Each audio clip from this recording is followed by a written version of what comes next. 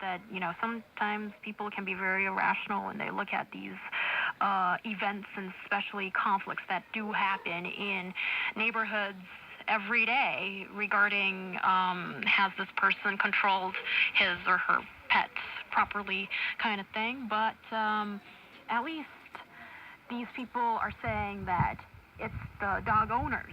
It's not the cute doggies that are at fault. Well, you see my position when it comes, dog and cat fight. We've actually done a show about this before, so if you're interested, go to our archives and look that up. It was a very feisty discussion. And certainly, so here we see that with more and more urban people wanting to have a cute pet, and that often being a dog. And there are a lot of social etiquette issues, training issues. I don't want to say this is parenting because dogs are not kids, but I think there are ways that they're kind of comparable, and these dogs need training to go to the bathroom, to face strangers, and all kinds of things. So do you think with a new system like this pilot one that happened in Jinan, first about the point deduction pilot program, do you think it will work? I think it's a step in a direction to give people the chance to say, okay, we're gonna really try to work with you guys, you irresponsible dog owners. We're gonna give you the chance because, dogs aren't just that animal that's there. Dogs are many times a part of someone's family. So when you take that dog away, maybe someone's destroyed. I know my grandfather, if someone ever messed with his dog, or if he didn't have his dog, or if his dog went missing, he would cry in tears. He would be destroyed. That is so important to him. It's such a big part of his life. But even if these guys lose their dog because they had all 12 points deducted from their license, all they have to do is show, I'm willing to change. I'll take the test. I'll take any lessons. I'll learn how to be a civilized dog owner so my dog isn't causing a problem. But as I had said, is it going to take dogs with rabies that are running around and in these percentages of people you've heard as respondents maybe biting someone and threatening the lives of others? This is a problem we're seeing from people answering this respondent survey. It needs definitely attention, but I think this is the middle ground. It's saying maybe, the government here is willing to work with you a little bit if you're willing to be, here's a license.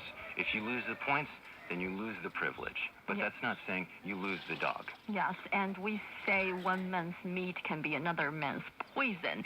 There can be people who don't really biggest fan of dog, or maybe allergic to dog hairs, which is a physical condition. You can't blame them. And the problem is when you really, really love your dog so much and see him as a family member, sometimes you just overlook this little details about other people. So this regulation could definitely be a good thing for those who are nice people, but just don't necessarily thinking about these issues because they don't have these issues.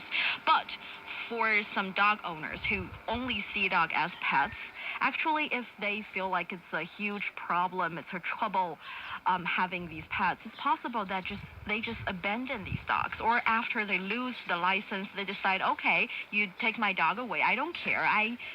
That's it. I'm abandoning the dog. So I think that will be also a problem. And if we can take Germany, for example, actually, they're actually doing a very cute thing. That is, they have all these regulations on dog owners, and you have to follow the regulations. And as well, if you don't follow, you can just abandon your dogs, because if you abandon the dogs, they have to pay a huge fine. So I feel like that could be another step that the city can take. But also, what's great about this system that they have in Germany is if you can show that you are a very responsible dog owner, you can take your dog into public places and on public transportation. How nice is that? I want to go to the park with my dog, but if I have the correct license as I'm getting into the subway system, my dog can maybe come with me, and I can use public transportation instead of driving or something like that. That's good for the environment. Maybe less dog owners going to the park with their dog in a car, and more of them using public transportation. So this could be a good thing if people just need to learn how to be responsible, and this system seems to be targeting that. But let me also describe another problem that could be present in this. Wu Fan works in, I guess, residence communities, and actually works in a residence committee in these communities, and he's saying that some of the problem actually is the conflict that happens between neighbors, apparently caused by dogs using the restroom where they shouldn't be, or not having their owners clean up after them, barking at inappropriate times, and biting people. Here's what they said. There's more